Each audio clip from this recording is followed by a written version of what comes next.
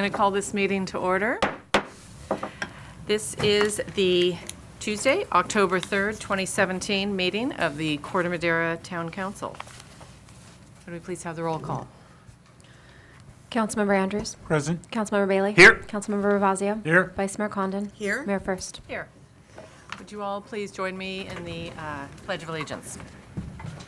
I pledge allegiance to the flag of the United States of America and to the republic for which it stands, one nation, under God, indivisible, with liberty and justice for all.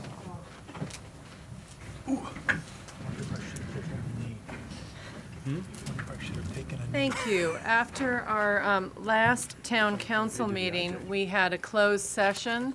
I did report out after that closed session, but it was late at night, so as a courtesy to those folks who are here, I'm going to report out again. We had a meeting, it was a conference with legal counsel regarding a workers' compensation matter. We have directed staff, and there is nothing further to report at this time. So I'm going to move on to agenda item 2, open time for public comment. This is the time that's set aside for members of the public to speak to any item not on tonight's agenda. Is there anybody who would like to speak? See none, we'll move on to a presentation from Age-Friendly Corte Madera regarding the strategic plan for 2017-2020. Carla, do you have anything you'd like to say to introduce, or should? Well, sure. Because you've been so instrumental in this, as well as lovely volunteers Oh, here. we've I'm sorry. all been equally participating in this effort. Tonight we have our co-chair, Patty Stolier, who's going to give a report, and Marge Cavallo, who has become such a whiz at proofreading, at data collection and analysis, just a whole new career opportunity is opened up for Marge. And and so anyway, I am really proud of what Patty's going to share with my fellow council members and our audience that is here today. Thank you. Marge is going to pass out copies of the strategic plan to you. Thank you. Marge will be turning 86 in a couple Thank you. weeks. I don't believe you. Thank you. Let me pass it down. Or, you got it? Oh, Marge? Thank you. Is there one for the record too somewhere? Okay, thank you. Yes, thank you. Thank you for allowing me to come here tonight and present with much pride a creation from all the members of Age-Friendly Corte Madera. We have labored over this for nearly a year. It's our strategic plan for 2017 through 2020. We are especially pleased that while other jurisdictions hired highfalutin consultants to help write theirs, we did it entirely on our own. You probably all know that the initial goal for Age-Friendly was to be accepted into the World Health Organization's Age-Friendly Network. That we accomplished in May of 2015. The goal is to improve a town's infrastructure and enhance access to programs that address the growing needs of older adults. In order to keep network members focused on increasing the age-friendliness of their communities, WHO requires a 3-year plan of activities and objectives. You'll see on these 91 pages that it is not text-heavy. We wanted it to be a readable resource, so we've included a lot of photos and other graphics. On page 15, you'll see the domains that we used to create the plan. WHO uses 8, and we added 2 more, financial literacy and disaster preparedness. How could I not do disaster preparedness? On page 37 is a concise timeline that dates from the germ of the idea for Age-Friendly Corte Madera when Carol Zeller and I had our first meeting on April Fool's Day in 2014 until completion of the strategic plan. You'll see that by September of 2014, we had already gathered over $5,000 in donations to launch Age Friendly. With subsequent grants and donations, we have not needed to come to the town for money to meet our expenses. We're very proud of that. In the appendices, starting on page 43, we've included the questions and the responses to the age-friendly survey that we did at the start to gather our data, and several other supporting references, such as the grand jury reports on the rapid aging of Marin and their take on the inadequacy to meet all the anticipated needs. One vision we came up with right at the start was a town summit to include representatives from all the departments, to have them brainstorm how the idea of viewing their respective planning through an age-friendly lens could be adopted throughout Corte Madera's administration. Another ambitious goal is to partner with the town to create an intergenerational center that would provide space for more wide-ranging programs, offer information on resources, and promote more intergenerational opportunities, as well as a space for seniors to just casually relax and hang out, including a jigsaw puzzle. At this point, there are only 4 communities in the WHO Global Network: Sausalito, Corte Madera, Fairfax, and Novato. Now the county has set their sights on having the age-friendly movement encompass all the rest of the jurisdictions, and they hope to do it by the end of next year. We were especially gratified to hear that the Board of Supervisors regards Corte Madera as a template for how to do age-friendly. Anyone can review the entire age-friendly strategic plan on our website at agefriendlycortemadera.org. Also, if you want to view Corte Madera's global profile on the WHO site, you'll find it on their network at agefriendlyworld.org. Our thanks again to the council for its continuing support through the years, and to our town manager, Todd Cusimano, who has been a big fan and has long been aware of the growing needs of the demographic. If you have questions at this point, I will try to answer them. Otherwise, enjoy looking through your plan. And one more thing I saw today in the new art magazine, it had an article on one of our favorite ideas, which is an intergenerational playground. And so I made copies of that. Thank you. And I hope you all saw the coverage for our honoring our nonagenarians and centenarians that appeared in the IJ right after it. They got a nice article, and then they also had some additional pictures on the online one. So does anyone have any questions about the strategic plan and how long it's going to take us to do everything in there?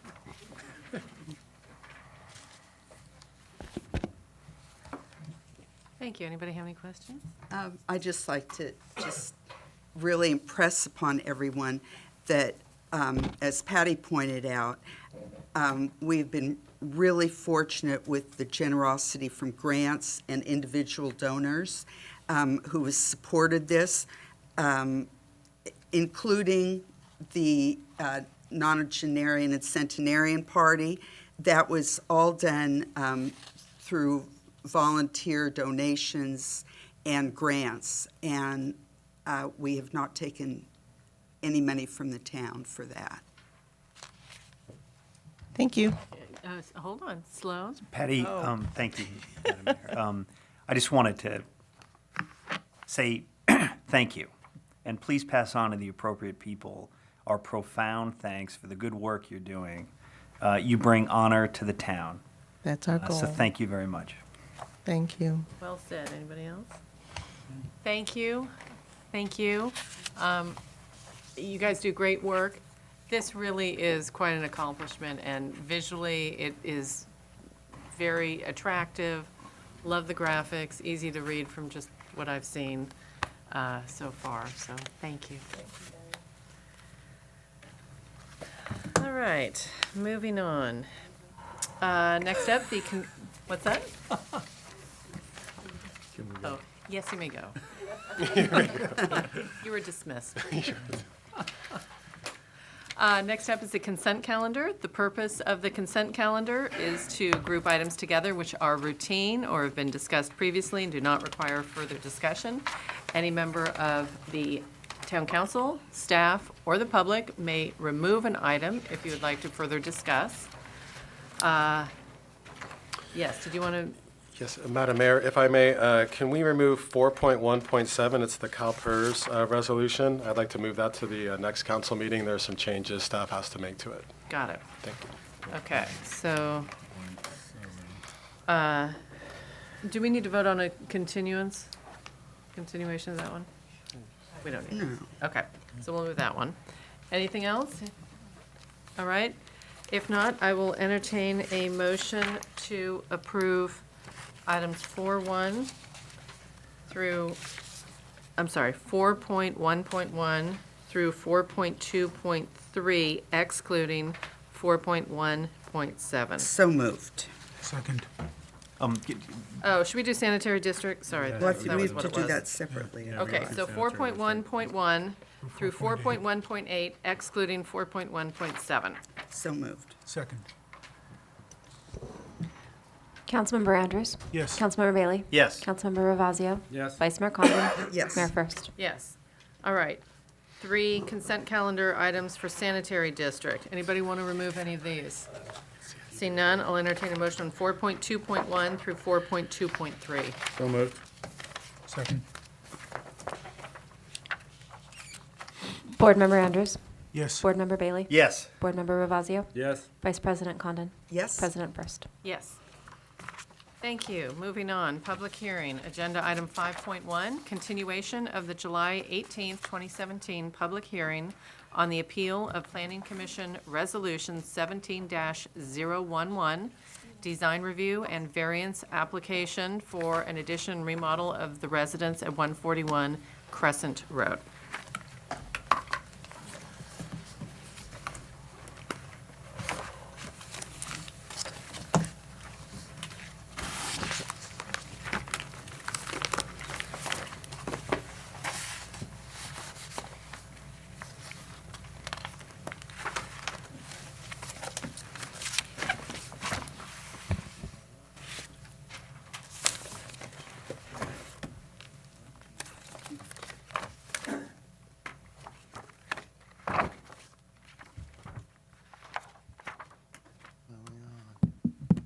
We are on. Good evening, Madam Mayor, members of the council. Phil Boyle, Senior Planner. I wanted to point out one item that I put in your places regarding this. This agenda item is 2 small revisions to the staff report and to the resolution. Just clarifying that what staff is recommending is that the appeal be denied and that the approval from the Planning Commission be modified. So because there's a new set of plans that you saw from January 18th, that is now before you. And so those are the, if the council chooses to move forward with this project, you will be revising the Planning Commission's decision, not just denying the appeal. And hope there'll be more questions. Okay, and I want to point out that we have a new Yeah, put that sheet. page 1 of the staff report and a new resolution at our places. And if you have questions now, or I can go ahead, probably my presentation will hopefully clarify any questions that may pop up after that comment. Go for it. So, thank you again. This item is continued from your July 18th hearing. At that time, and the project is for an appeal of the Planning Commission's approval of a design review and variance application at 141 Crescent Road. See if we've got our pointer working. Our advance. There we go. The project location and the appellant location is shown here. Project location in green, and the appellant's address, 135 Crescent, in blue. Summary of what the council directed the applicant and the appellant and staff to do. The main points were to revise and certify the story poles. Also, you requested the applicant and the appellant get together and reach a compromise, if at all possible, on the location of the west elevation or the west side of the building. The applicant and the appellant have done both these items. The applicant has done the first item, and the applicant and the appellant have done the second item. In terms of revising and certifying the story poles, this is in your packet, the certification from a land surveyor on the left, a letter, and then the site plan showing the location and height of the story poles. The applicant also installed new story poles showing the old design in red and the revised design in green, netting out on the site. The various revisions that the applicant and appellant have agreed to, one is, or I'll briefly go through them right now. They are to move the garage and the lower level studio 5 feet closer to Crescent Road, move the west wall of the studio 2 feet away from the appellant's property. The area of the studio is being reduced. The studio roof has been sloped per the appellant's request. The size of the studio window, which is on the west, has been reduced in size to minimize privacy. The height of the parapets have been reduced by 2 feet. And the right trunk of the multi-trunked oak tree will be, one side of it will be saved to the best ability of the applicant. To give you kind of a visual of what's happening, the red is the original plans that you saw back in July of the corner of the building, and the green is the new location of the new corner of that building. The council options, again, as they were before, are to affirm, reverse, modify, or remand the decision of the Planning Commission per this section of the Corte Madera Municipal Code. And as I mentioned earlier and mentioned at the previous hearing, staff is able to make all the design review and variance findings, and staff recommends that the council adopt the attached resolution, which again is modifying the decision of the Planning Commission and approving the revised set of plans that's in your packet. And that concludes my report, if you have any questions. Questions? Marla? Yeah, I do. Phil, on the tree where part of it's going to be taken away and part of it's going to be left, is that the same tree that the arborist said if part of that tree is removed, that the tree will probably die? Yes, so a neighbor, not the appellant, but a neighbor I believe is present this evening, who submitted a letter to you, expressed concern that the removal of half of the multi-trunk tree would result in the death of the tree.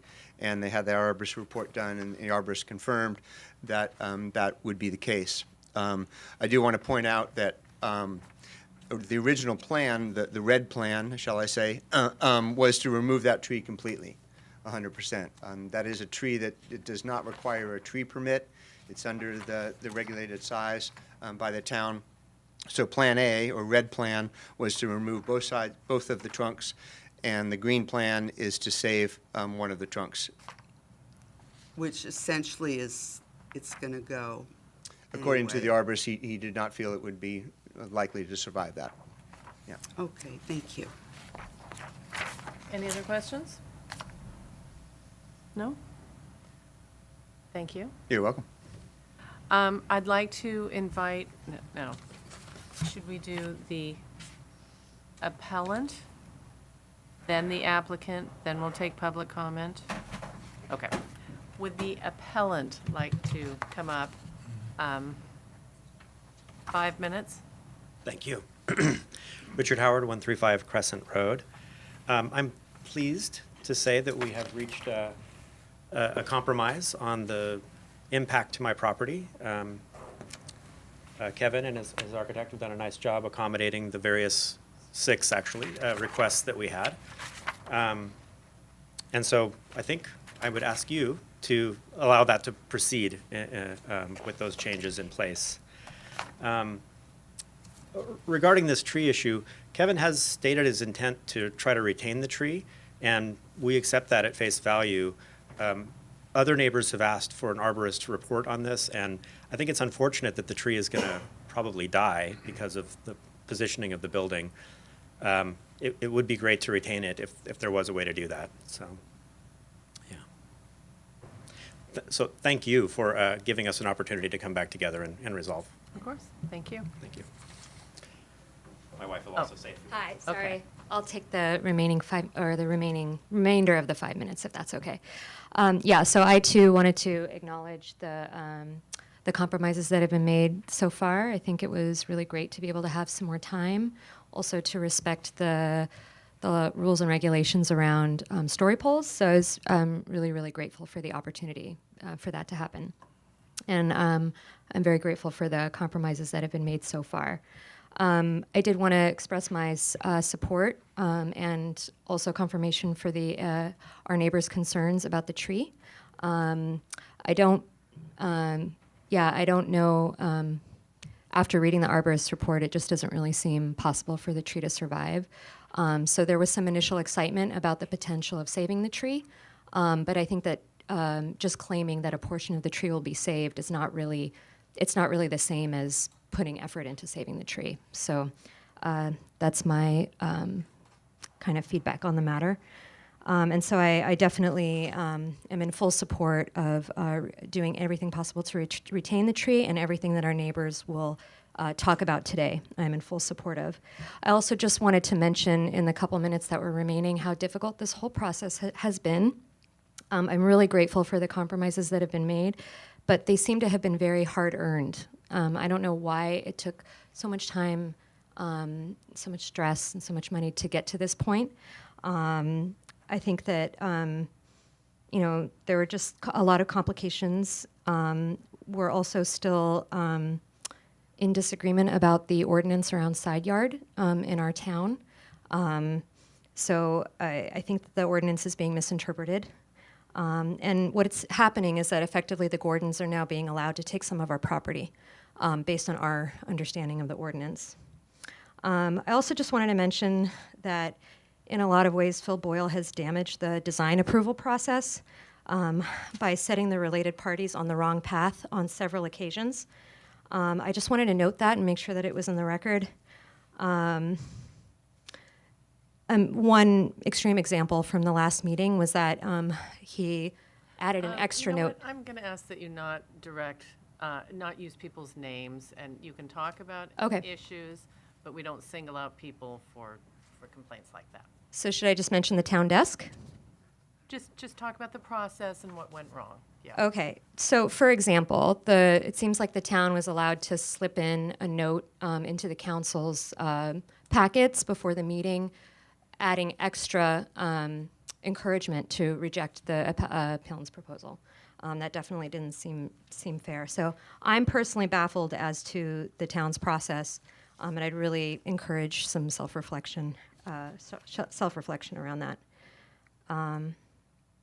Yeah, it shouldn't have taken this long. It shouldn't have been this way. So I'm very grateful for the compromises that have taken place, but I wanted to note that for the record. Thanks. Wait, could I ask a question? Oh, yes. You're the appellant, right? Yeah. Didn't you just say that something was slipped in that to oppose the applicant? I'm sorry, the appellants. I'm sorry. Okay. I'm sorry. Apologize. I'm sorry. I'm just a little bit nervous, but no, it was and it was slipped into just further. Something that was contrary to your position, not in support of your Exactly. position. I'm sorry. And in your view, it happened too late for you to respond to it. Is that what you're saying? Well, too late, and I don't think it was part of the process. I mean, it would baffle me that that's even allowed to happen. Okay, thank you. The item was just council, please reject the appeal. Okay. The town encourages the council members to reject the appeal, and one member of the council brought it up last time, so I just wanted to mention it again. Thank you. Thank you. Okay, would the applicant like to come up and present? You've got 5 minutes. And I wanted to point out, we have a new timer up here, so you will see that the red will start taking over the whole frame of the little window when you start getting close. Okay. Thank you. Like the Howards, I'm very, very glad that we were able to come to a compromise. Seeing the last hearing and I realized how much we realized how much it really meant to them in a way that and it meant that we were able to get to have a very productive dialogue over what was possible and what wasn't, and I think we came to a conclusion that's not perfect for either of us, but we can both live with and, you know, move on from there. I did just want to talk a little bit about our general process and, you know, our house itself, and kind of introduce ourselves, because the last hearing was crazy. For, you know, I think on all parts it was crazy. So, and I was so tired and had just traveled across the country. I'm a little better now. Me and my wife, this is Stephanie, she's here today. Our kid's outside, but we are both teachers. She works at Ed and McGuire just across the hill, and I work at the San Francisco Opera's Education Department and play in various orchestras around the area. And I just want to say that the house is like pretty much a dream house for us at this point. I mean, we worked really hard from the beginning to make it so that we minimize the impact to all the neighbors as much as possible. And we had discussions with the Howards, and it was just a horrible series of misunderstandings that I thought they meant one thing, and it got to a point where obviously we had to come before you, and that was horrible, and that's not the way I like things to go. We had some, you know, other issues of just with other neighbors that we were able to just work out within the time of just talking to them. For instance, I mean, the neighbors right across the street were like, oh, totally happy with the house. We're a little sad that the tree has to be moved for that parking space. And we said, well, we really don't want to have, you know, people just looking in, so we're going to plant fast-growing plants because we like that privacy. We don't want you looking in. You don't want to be looking in with us. And and that was the Perrys across the street and the Bucks across the street as well, directly across from us on Crescent. Mark Rudy, who's here tonight, we've talked to him. He's been concerned about privacy and as well as soil stability, and we've worked on getting we've talked about making a privacy fence along that will shield both of us from having to look you know, too much into each other, except when we're out and about. And he's also been concerned about soil stability, and as well as the you know, just making sure that any of the trees on our property that might be leaning over his house are trimmed in a safe way. And so we worked with him on that, and we will continue to do so. It's been kind of a back burner at this point to figuring out, we need to figure out what we're doing with the house to start. But generally, everyone that we've talked to on Crescent, originally with the exception of the Howards, and now with John Hornstein and Patrice, I talked mostly with John, but it's Patrice, I believe. I don't remember her last name. And we found out about their issues at the last hearing. And it was pretty unfortunate that that happened so late. And I went out and talked to them on site, and I told them, we really want to keep this tree, and we're going to actually work the foundation so that we can, as best we can, save that tree. I believe I'd like to actually have my architect come up and explain that process a little bit. You know, so and I just want to say that, but we can't guarantee that we're going to save it, and a major change to it would be very costly in various ways. And you know, we've already redesigned the house, and really hope we can save this tree. Because we love trees. That's half of why we like this property, is the trees that were there. So I'd like to have my architect come up in this last minute and just explain a little bit maybe what he can do, what we're planning on doing anyway. So.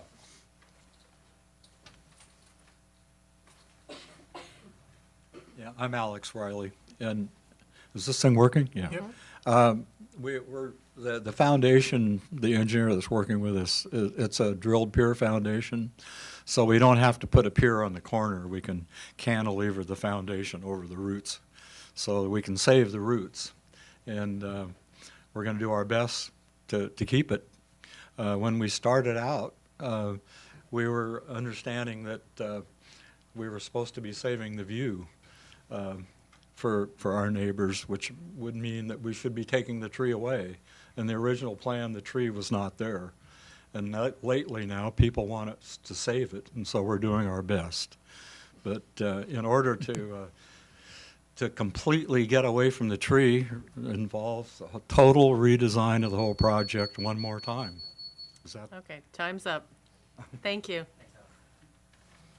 Any questions? I have one question. The appellant said that made reference to this project encroaching on their property. Do you know what they were referring to? Yeah. Should I go up there? Yeah, please.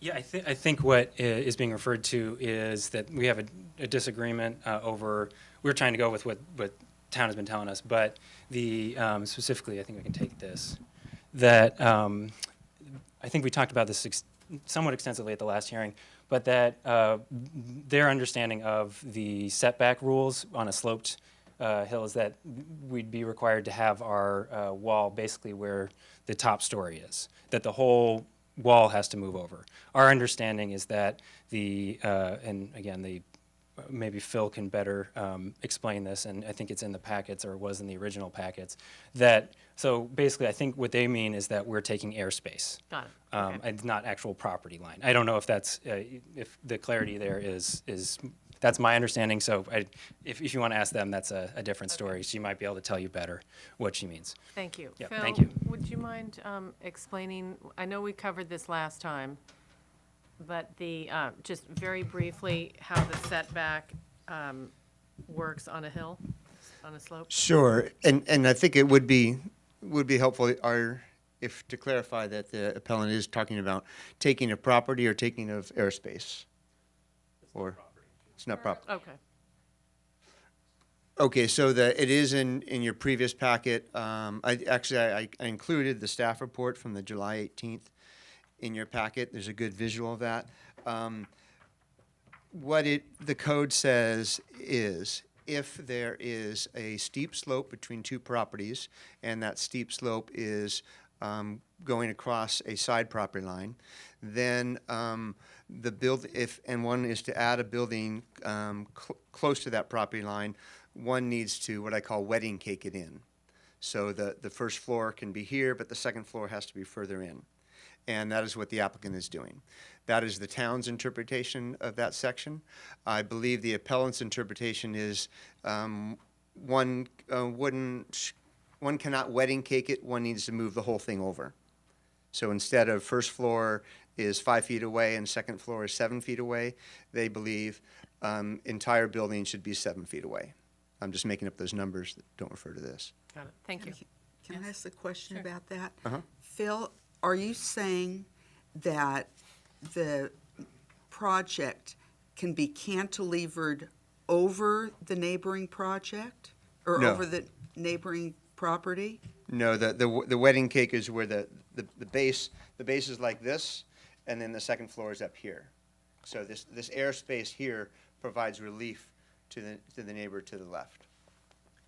The second story has to be further away from the property line. Right. Okay, so it's going away from their property? Right. Correct. Rather than towards their property? Got a larger setback. Okay. Right. It's on page 4 Right. of We need to add that. attachment 5, which Thank is you. the July 18th staff report without attachments. So attachment 5, Right, page thank you. 4. Describe his wedding Thank cake you. with that phrase. Any other questions? Thank you, Phil. You're welcome. I'm going to open it up for public comment. Is there any member of the public who would like to speak to this? You've got 3 minutes. Please state your name and where you live. Good evening. My name is Patrice Souders, and my spouse is John Hornstein, who has contacted you, and he's unable to be here tonight. We have lived in Corte Madera for 24 years, and we are homeowners of 119 Crescent Road. Our concern about the 141 Crescent Road addition is the lack of adherence to procedural due process, a most distressing and significant topic. We are negatively impacted by the addition because current plans per an independent arborist report call for 75% of the green cover of a healthy large oak tree to be removed, thus killing the rest of the tree. For us, this means that the view from our main living area, living room, dining room, and kitchen, we will look directly onto and into this addition. The fundamental issue is that the review process has not complied with the town's planning, building department's major design review submittal requirements checklist as it relates to requirements for story pole installations, The appeal window should not have been closed until the compliant August 13 story poles had been installed, and neighborhood outreach, which requires the applicant to contact any neighbor impacted by the project. The applicant never contacted us. In fact, we first introduced ourselves to the applicant after the July 18th meeting. Council members, our request is for the appeals period to be reopened, or for the applicant is required to redesign the addition to save the oak tree. We are asking for you to honor our request since the May 9th story poles were not compliant. They were misplaced, used a flag string for the required bright orange netting, thus giving us a false impression that the tree would be saved. More importantly, this entire process to date has neither followed nor respected the town's published procedural due process, a most alarming and critical issue. Thank you. Thank you. Is there any other member of the public who would like to speak?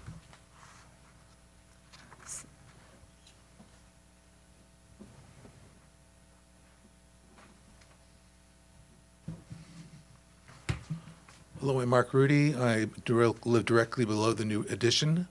I still am not 100% satisfied that the new addition will be on I have a crumbling slope directly below this new addition, and it's a rock hillside that goes pretty much vertical, and they're going to be the new addition will be within 10 feet of that crumbling hillside. I've been told by a contractor that the only way to solidify that hillside so it will not continue to crumble is for it to be concrete reinforced or gunite in order to keep that from crumbling. There has been continually crumbling for over the number of years, and it's, to me, in a lot of ways, it is not safe, and I want to put it on record that I have great qualms about the high size of the house so close to a crumbling hillside. Thank you. And also the two trees, they say they're going to be pruned. They're both overhanging my house. They say I want to put on the record that I do think that they have to be pruned because they're not saving anybody from views, as far as I'm concerned, but they're just overhanging my house. Thank you.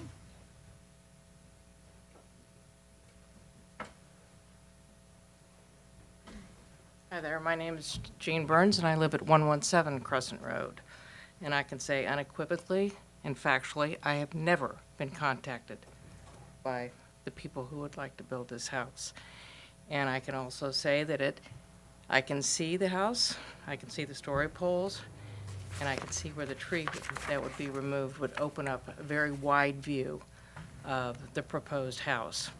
And I just think, and I concur with Patrice, as I sat through the last public hearing, I'm very concerned about the process, how the approvals were made, and the lack of consideration on the original misplacement of the poles and the now new placement of the poles, and the considered fact that the tree will be severely and significantly compromised, which would impact my view. So thank you very much for listening. Thank you. Is there any other member of the public who would like to speak to this? Seeing none, I will close public comment. I would like to invite the applicant up for one last time if you'd like to make a statement. I'm confused on the lingo. That's me, correct? Yes. Just making sure. Um, Alex, maybe with the, as well. Yeah, let's do 5 minutes. 5 minutes, sounds good. So I want to mention that our main focus was on the neighbors directly around us. We did actually, with the, at 119, I knocked on their door multiple times and gave them my card as well, in their mailbox with a note saying who I was, introducing myself. It is unfortunate, again, that we never managed to get in touch with each other until after the July 18th hearing, when I went up to John and handed my card to him and said, let's find a time to meet.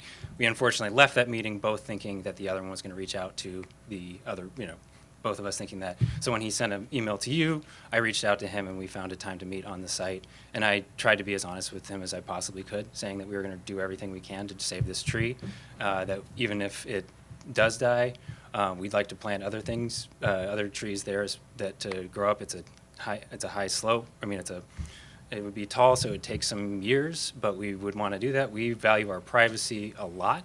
We don't want to unnecessarily impact any neighbors any more than we have to.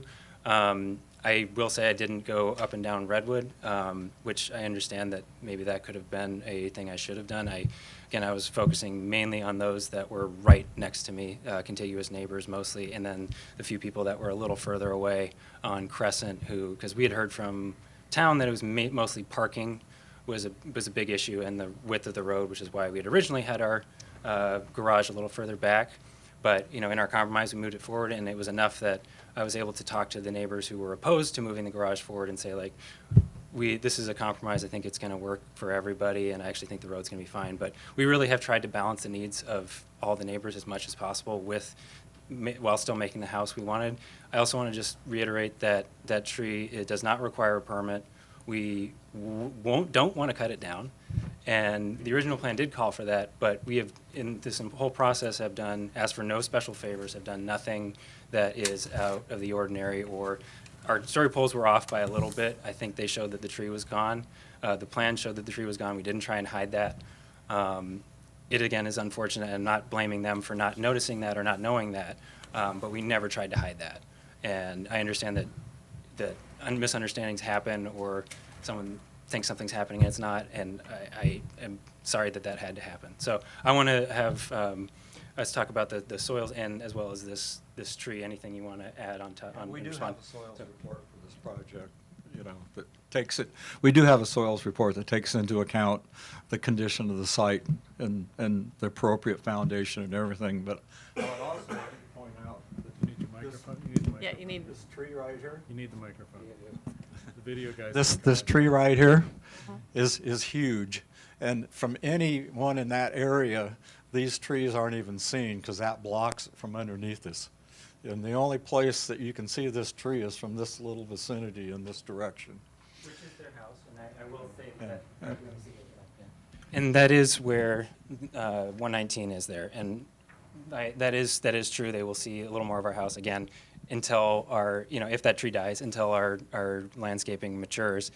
But, for us, we really want to just move into this house because we love this. We love the neighborhood. We want to move to Corte Madera. Right now, we're in a house we can't really afford. My dad has been nice enough. That's why he's the applicant. I think I explained this a little bit. I can't afford two houses, but we love this area, and we will be buying this house upon completion. We really just want to be moved in, and we aren't asking for anything special. With the one variance is a very common one on Christmas Tree Hill, and was one which was asked for more of by the appellant, I think. So that's really our only thing that we're asking. Anything unusual, and that's not unusual for Christmas Tree Hill. So considering we're not doing anything against the rules, we've done everything by the book as much as possible. Again, the story poles were a little bit off. We fixed that as soon as we realized how much of an issue that was. And I respect that because it is important, as you said at the last hearing, that's how people know. And so we fixed that as quickly as we could. And all right, thank you. Thank you. Jim, you mind taking a question or two? Yeah, Of course. I'm not certain who to address this to, but my impression sort of at the edge of your lot, as you go downhill, I'm trying to remember, it's been a while, but there's sort of ivy. Correct. And under that is the sort of broken up rock, I'll call it debris. Yes. How are you going to stabilize that? Can you answer that? First, I want to, just kind of to orient us. This is, I believe you can see a topography line very faintly here. I think this is about where it drops off, right? And this line right here. So that's about the line right here. So we do have that much space. And this kind of comes down a little bit, becomes slightly lower, and that's where that ivy you're talking about is. You want to talk about the stability? Well, a lot of that slope belongs to our neighbor, but Actually, most of it belongs to us. excuse me, Most of that belongs to us. almost. Well, not all of it. Not all of it, but a lot of it A belongs to us. lot, when it gets near your house, Yes. it gets onto your property. Yeah. And the trees that you want us to take care of Which we will. are not shown on this. It's not the one that we're talking about here No. with these people.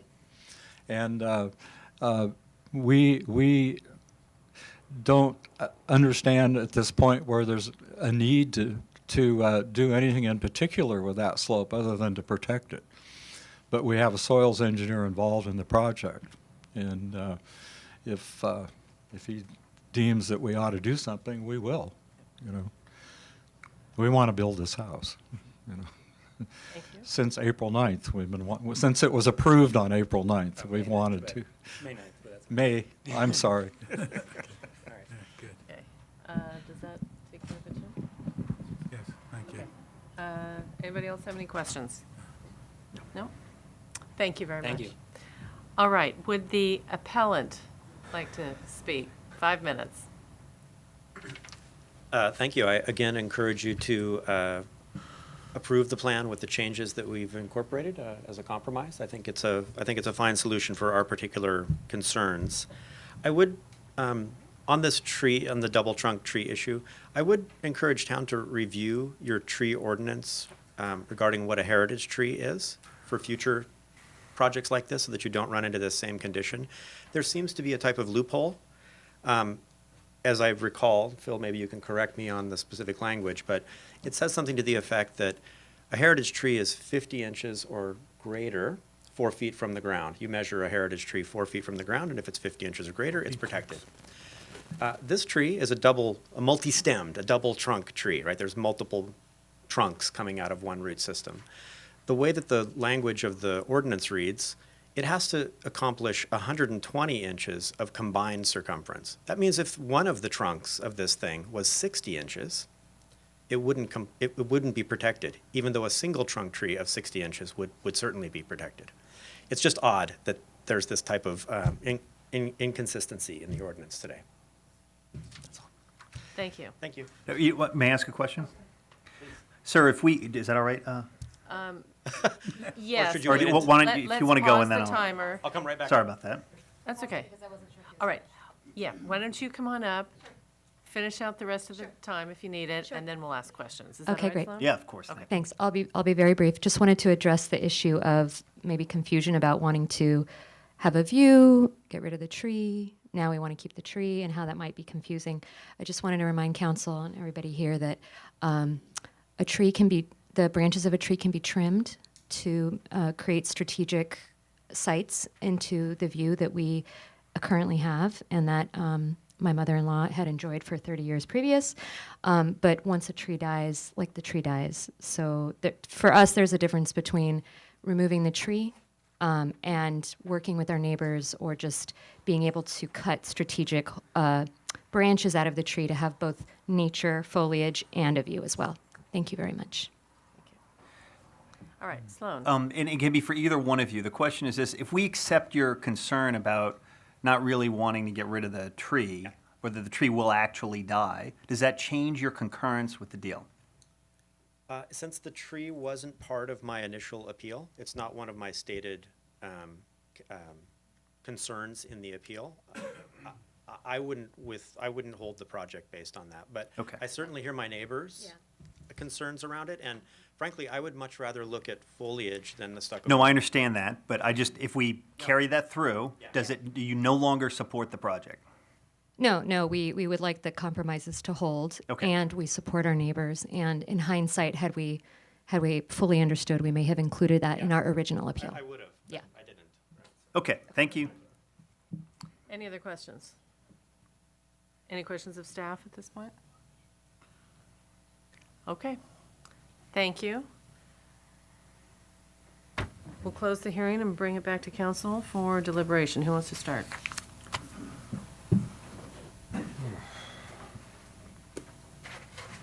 Sloan, Sure. thanks. I'm sorry, can I ask a question? Of course. For staff? Yes, Sorry. that's all right. I just want to know, is there a problem with due process in the town attorney's opinion on the way this has unfolded?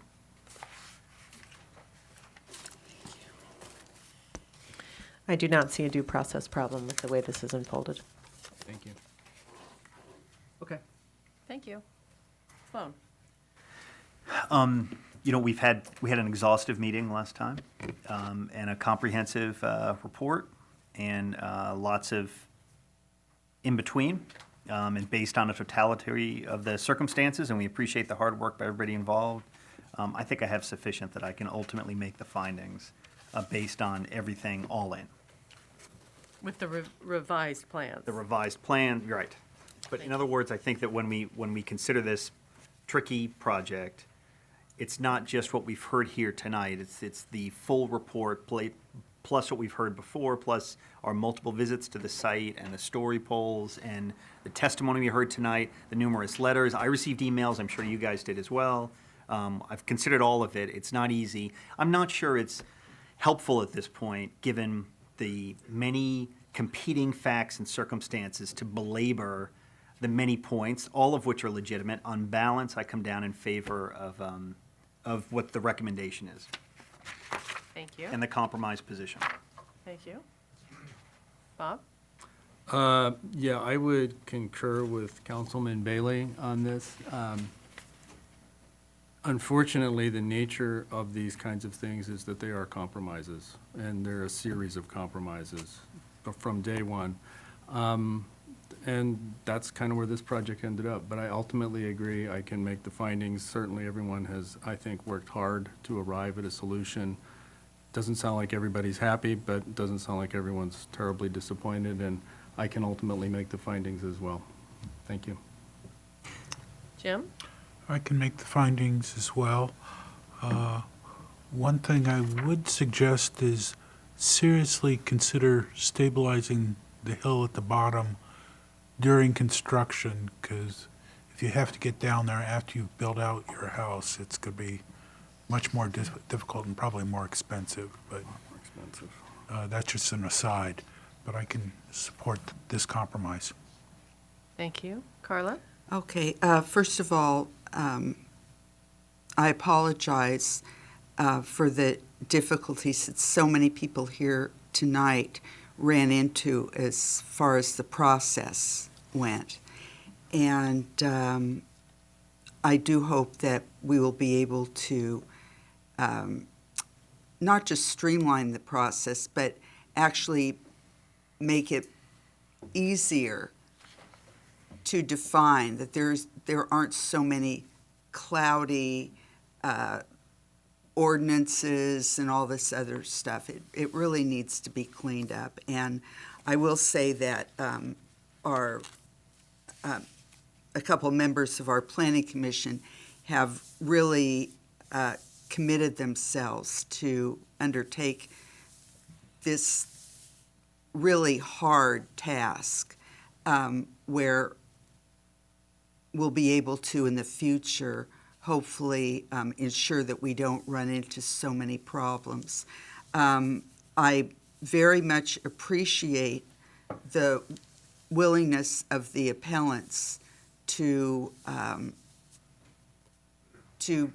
kind of bend or whatever, and to reach an agreement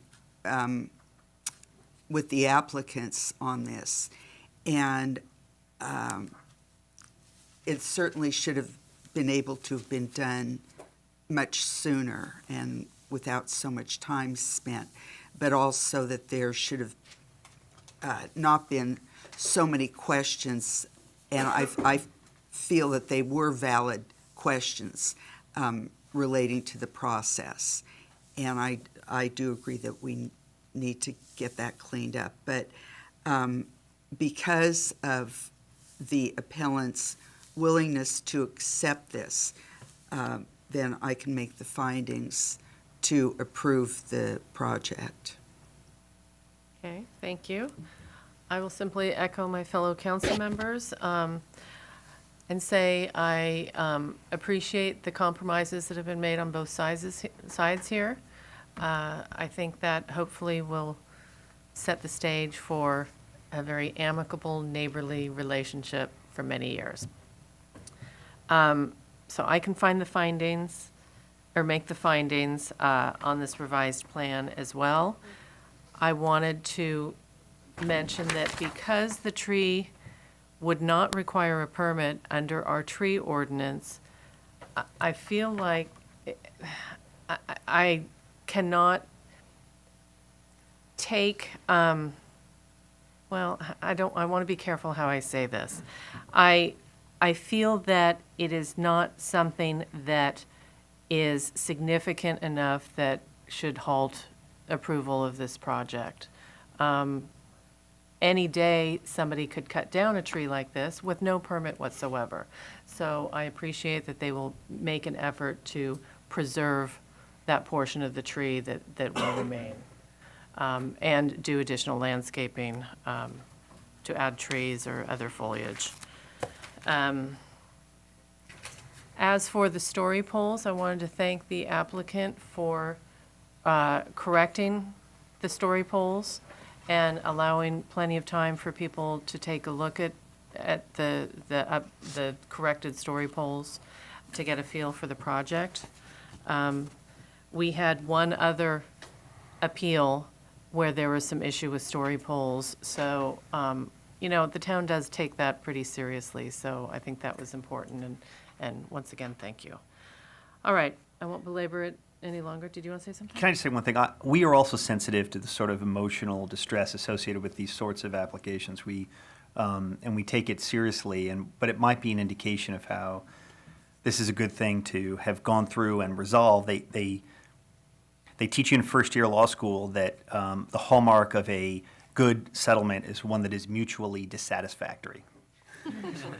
So I'm sorry that you had to go through the process, and we are sensitive to it, but that's the way it works. Welcome. So, okay, sorry. So, we have, once again, a revised title on resolution number 36/2017 that was placed at our seats. It is, the only thing that is revised is the title. So, So modified, I so move. Second. and again, your motion and second was on to approve resolution number 36/2017 with Right. the revised title. Yes.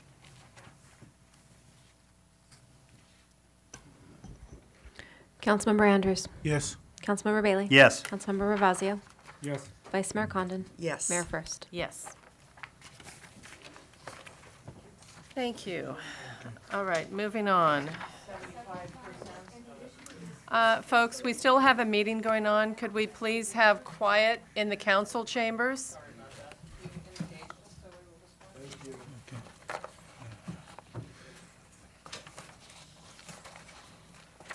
All right, moving on to business item 6.2.1 for the sanitary district. Update on emergency sewer repairs completed in Paradise K subdivision. Rebecca, I have a PDF on the home screen, Paradise Cake.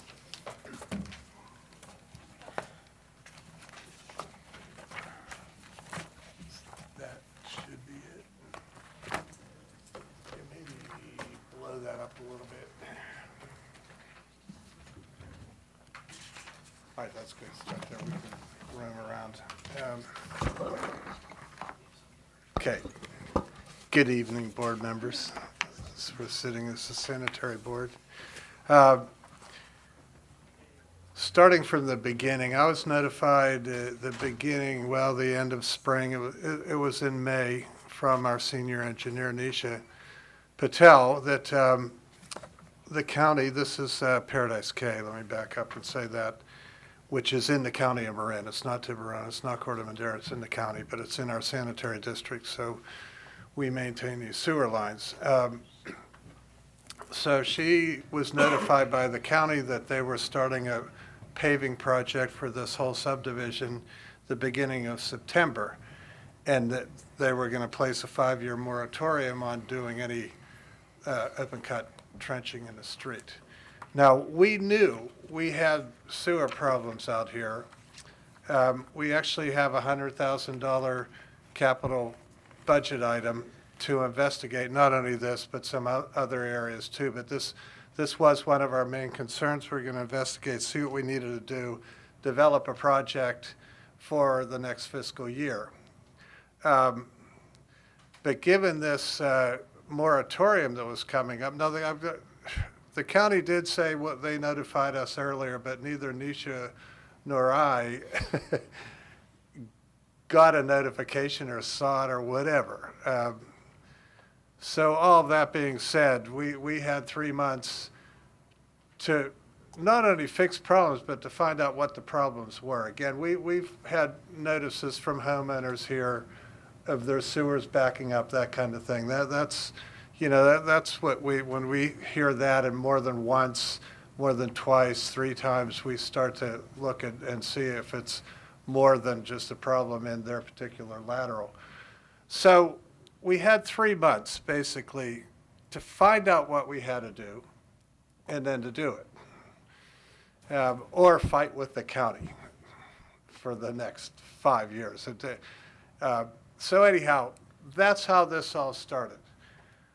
I hired a contractor I hired a contractor to investigate. Then he and I would design what we needed to do and then get it done, again, before September 1st.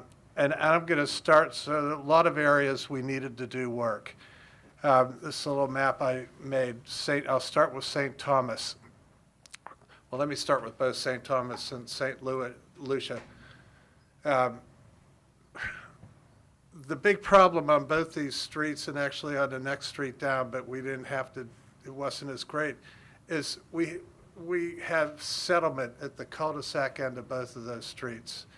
The sewer lines flow from left to right on those streets.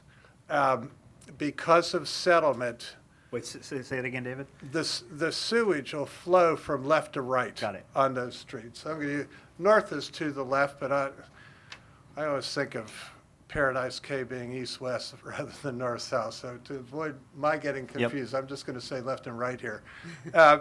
So the sewage would flow from left to right, and you can see that. Well, that second, the one to the right middle, Traverse Street, is Saba Lane. We have a pump station there at Saba, and these lines flow to Saba. That flows back to a pump station at the far left of Trinidad, which is the lowest street on there, and then gets pumped up to Paradise and along its way. But anyhow, these sewer lines initially flowed from left to right, sloped from left to right. Now, or up until the time we changed them, they were sloping from right to left. So what we had to do on both these streets is change the grade of the main. We open cut that main the whole length on both of those streets that you see, reverse the grade on it. And in doing so, we not only had to replace the mains, we raised those mains about 2 feet on both those cul-de-sacs at the end. We had to replace all the laterals because now the laterals rated lower than the main. And in doing that, you're not this isn't a new subdivision where you don't have homes. We had to cut across curb gutter, sidewalk, pavers in the driveways, plants, the whole works to get to the house. So all those. On St. Thomas, we replaced 12 laterals. And on St. Lucia, we replaced 11 laterals, which certainly the lateral replacements, it was even more expensive than replacing the main because of what we had to replace in doing so.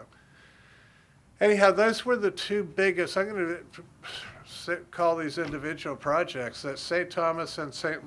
Lucia were both around $400,000. St. Lucia was $391, and St. Thomas, that section of St. Thomas, was let me just see here, $405,000. We also found a major seg if we move further to the right on St. Thomas. We found a major sag in that line, which was causing the people in the middle. You can see what I've marked. That's what we had to replace to get rid of that sag, and that was causing problems for the homes that were in kind of in the middle of that stretch. But we didn't have to replace any laterals on that section. It was a considerable amount of main, almost 250 feet of main that we replaced and regraded the middle. So we replaced the whole pipe from manhole to manhole and straightened the alignment on it. And then on Saba Lane, I have that marked kind of in the middle of the screen there. That was a spot repair that we did. We found that from TVing the lines. So we TV'd all the lines out here before we started. And then the one other area of concern was on Trinidad, down right lower part of the page. And that's also a seg. And we couldn't, we had utility conflicts if we were going to try and straighten. We had utility lines right on top, and they had sagged along with the sewer main.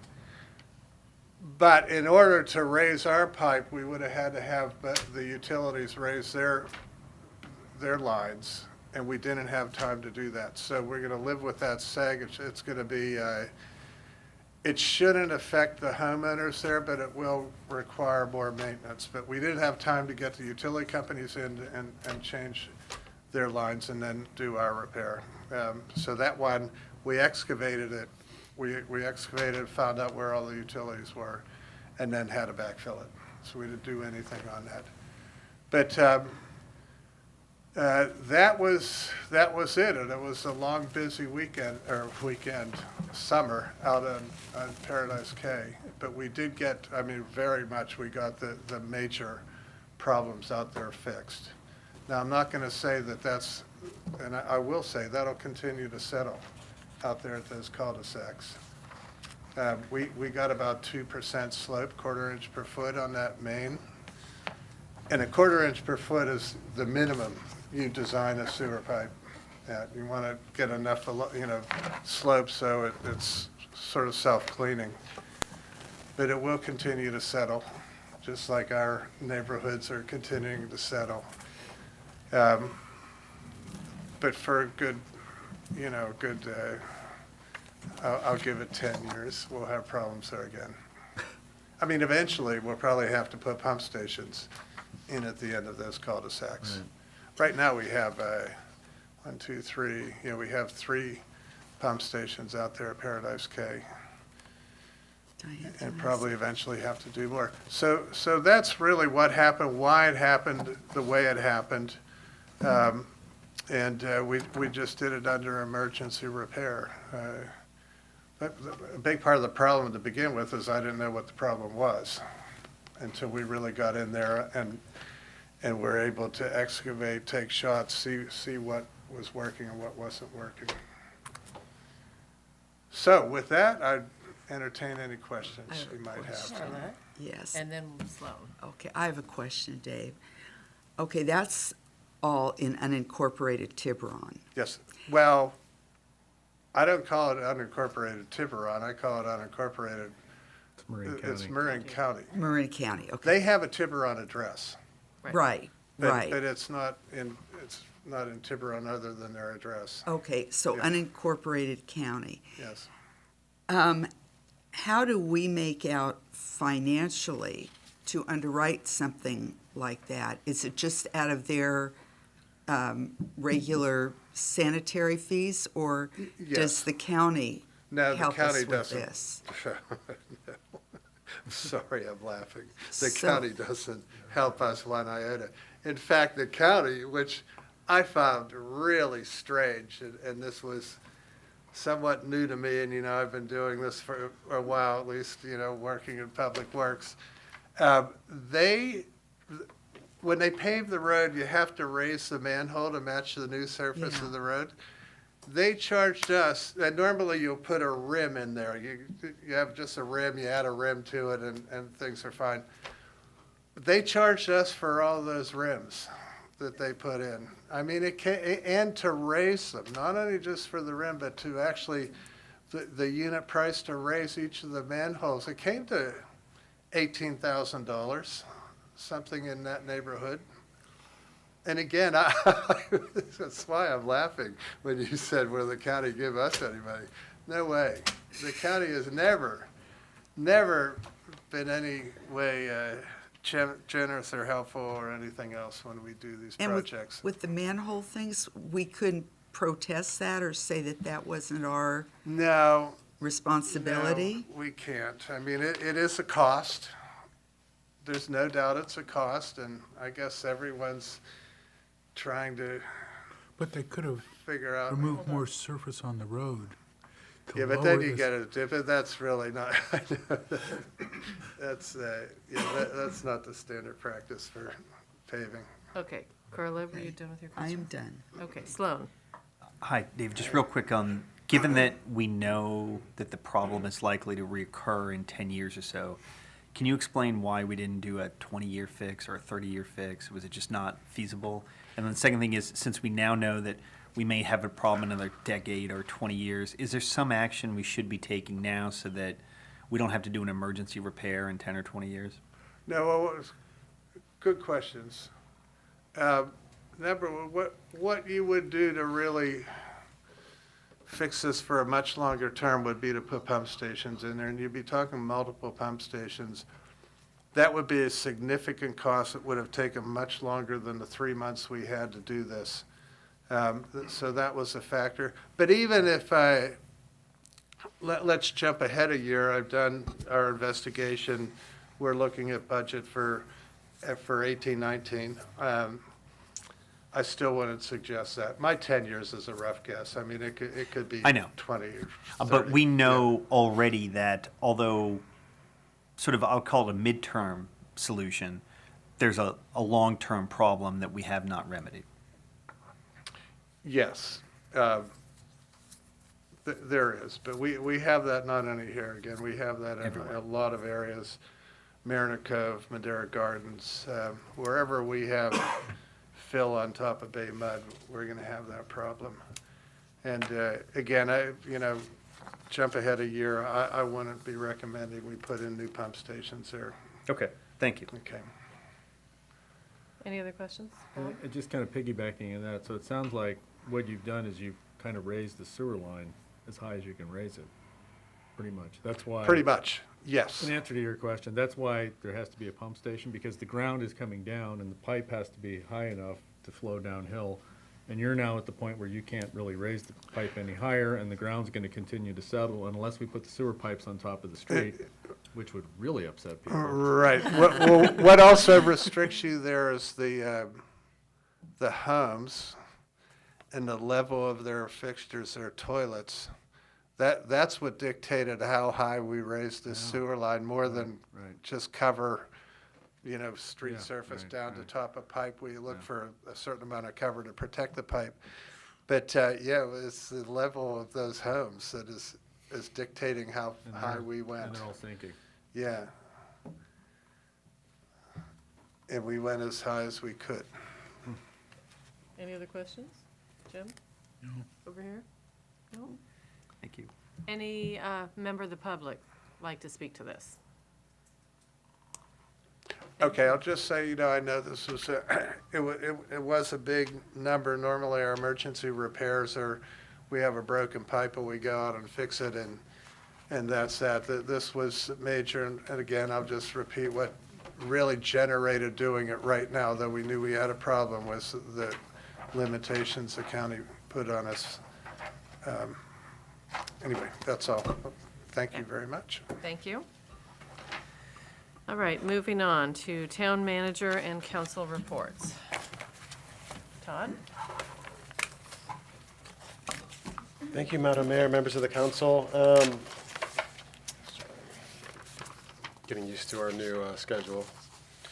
I wanted just to bring to your attention two quick things. Rebecca sent an email, I believe, last week or the week before, that Lorena has started, our new front office assistant, and Rebecca can speak to it, but she's outstanding.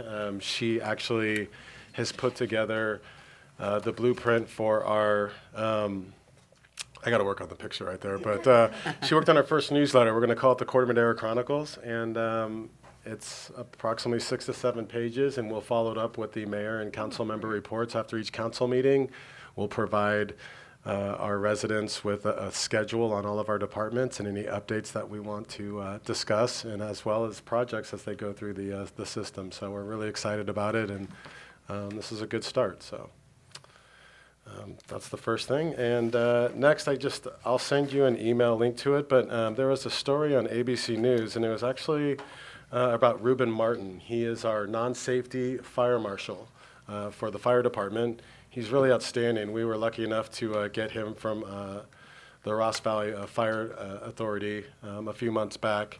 And so he not only has really transitioned our fire prevention to the next level that we talked about. It was an area of shortcoming that we identified over the last year. He has really taken it to the next step, a next level, and I really appreciate that. But we saw this story about Ruben, and the headline was how a near-fatal car accident near Mendocino forged a friendship and a bond between a 19-year-old girl who was in a serious, almost fatality type of accident, caused major trauma and injury to her. And Ruben was off duty at the time, and Ruben actually helped rescue her and ultimately saved her life. And since that has happened, they have actually formed a friendship where Ruben stays in touch with her and supports her. And it's really a fascinating and really special story, and it says a lot about him and who works for our town. And so I just want to share that with you. I'll send you the link tomorrow morning. And with that, I'd be happy to answer any questions. Any questions? Thank you, Todd. Bob? Reports, yes. I think most of the council members know this, but earlier this year, I updated you that the Twin Cities Coalition for Healthy Youth was in the process of merging with the Ross Valley Coalition, and we created something called the Coalition Connection. One of our first projects was working together was we have been applying for a federal grant this was our third year. We hadn't gotten it in any of the 3 years. And we applied for it with them earlier this year. This is a massive undertaking. It's like a 100-page document. As you know, anybody who's applied for a grant, it's huge. But we were very pleased to find out 2 weeks ago that we were one of only 5 recipients in the state of California for this grant.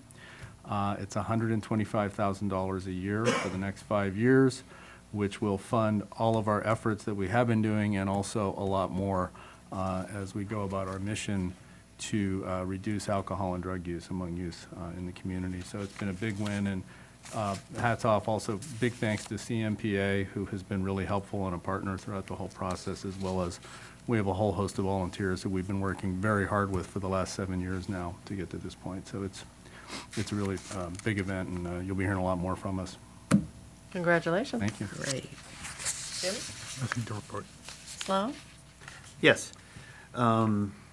Real quick, I went to the Marin Clean Energy had its annual retreat in Martinez about a week and a half ago. There's nothing to report about the retreat, but if anybody would like materials summarizing the work that Marin Clean Energy has done over the course of the last year, I have voluminous amounts of it and would be happy to share it with you. Please contact me at sloancbailey@yahoo.com. I attended our Marin County Council of Mayors and Council Members Legislative Committee. The Honorable Jared Huffman attended and gave a report on legislative movements in his office and in the state of California and nationally. If it's all right with you, Madam Mayor, I'll wait until our next meeting to report. There are all kinds of bills that are waiting for the governor's action, and it would make more sense to me, instead of giving you a crystal ball prediction that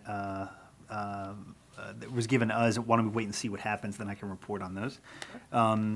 I know there was a Alto Tunnel meeting, but I was with Carla at our Marin County Council of Mayors Council meeting, which was useful in 2 respects. One of them was that they had a brief presentation by BioMarin, which is something that's of some use to our county and does a lot of good work to help for those with diseases that are hard to treat. But secondly, and maybe more pertinently, there was a lengthy presentation by a group called Code for America. Have you heard of them, Todd and Rebecca, by any chance? Yeah. So what they do is maybe you guys all know. It was new to me, but it was good information. Somebody who had been worked for President Obama, gave a presentation about how to integrate and make government more transparent and how to have it an easy and handy-dandy app on your telephone so that you can connect with the right government people without the difficulties of filling out some of the forms and applications that are, vintage, but which maybe we could, as a society, try to bring ourselves into the modern era. And then finally, last week I attended a memorial. I know I saw Bob there, although I didn't see you on the way out. Maybe some of you others were there for Andy Vereno, who passed away, a 104-year-old good citizen. And it was really an affirming moment to see all these people, many of whom had been in town or nearby for half a century or more, tell stories about helping build our community. I hope we have stories like that in 50 years. You know what I mean? Yeah. Thank That's you. it. Carla. Okay, I attended the monthly Chamber of Commerce board meeting today, and this Friday is going to be the official ribbon cutting for Phil's Coffee at Town Center. That is opening, and the Chamber Golf Tournament is going to be October 12th at Stone Tree, and there are a few spaces left, so I would suggest you give Julie at the Chamber a call if you're interested or want to get a group together. It's always a fun thing, and it's really a special treat to be able to go to Stone Tree. And Julie's number is 924-0441. And this year's Chamber's Business Person of the Year was Tori Pulis, who owns the Nothing Bundt Cakes. And so anyway, she will be honored this Friday at the Spirit of Marin Luncheon. The Bank of Marin sponsors that every year, honoring every chamber's nomination for, or the person that's been awarded Business Person of the Year. And it's out at St. Vincent's. And at any rate, they will be serving 540 buntinis. And so Tori was very happy about that. And the LAFCO interim executive officer is Rachel Jones. Some of you may have already met her. She assisted Keen Simons. And as I think I mentioned before, Keen has taken the new role as the executive officer of San Diego's LAFCO, which is a plum job. And then Age-Friendly Corte Madera's third Wednesday speaker series will be on Wednesday, October 18th. And the topic is downsizing your home and your stuff. And it's sort of like, don't burden your family if something happens, but do them all a favor and get rid of this clutter. And so it's supposed to be a very, very entertaining, helpful, very worthy part of our series. So it should be a fun event, and it is third Wednesday of the month, October 18th, from 1 to 2:30 at the Central Marin Police Authority Community Room. And that's all I have to report. Thank you. I attended the Alto Tunnel presentation along with Bob and Jim. Did they video record that? And will it be on the town's channel? Okay, that's what I thought. So the presentation on the Alto Tunnel, it was a packed house. A lot of people are interested in it. It was a geotechnical report after they did, I think, 4 or 5 borings and put a little laser thing down there in order to image the inside. Much of the tunnel has collapsed. There was one section on the Corte Madera side that was intact. Anyway, it was a really interesting presentation. So it will be on our town YouTube channel soon, if you would like to watch the presentation. I attended a meeting on the North-South Greenway. There is going to be a public meeting that the county is putting on October 11th at 6:30 PM at the Central Marin Police Authority Community Room. If anybody wants to learn more about the North-South Greenway southern segment. That is the one that comes down to Corte Madera. Tomorrow is Walk to School Day. Get your kids to walk to school. Yes. Good. That, you can't bike, you gotta walk? You can bike too. Okay. Is it Yeah. bike and walk, or is it Bike just? and walk, Okay. yeah. Bike and walk. Okay. I found out this a little while ago, and you all probably got this, an email. Evidently, this morning, the County Board of Supervisors passed a resolution launching a climate resilience program.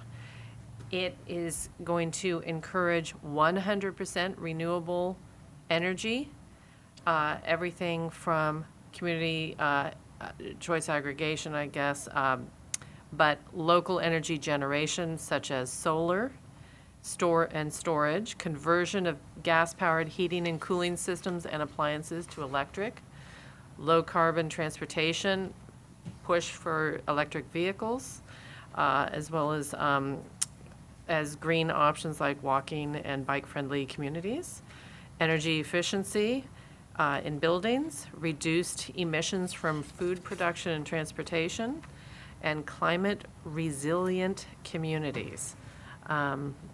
So there's evidently a meeting tonight that we could not attend because we are stuck here. But anyway, you should be hearing. Gladly we're here. So I'm sure we'll hear more about that. And that's it for me. Can I ask you a question? Yes. Diane, on the Alto Tunnel meeting, was there any discussion about the cost for maintenance and security and No. all that stuff, or was it just the actual geotechnical report? They do have a cost estimate, and they went over their previous cost estimate and what has changed now that they have a little bit more information about the condition. It includes just the tunnel. It doesn't even include paving the actual pathway, although it does include an allowance, I believe, for cameras, right? But there was nothing about Nothing about maintenance. maintenance Okay. and ongoing, yeah.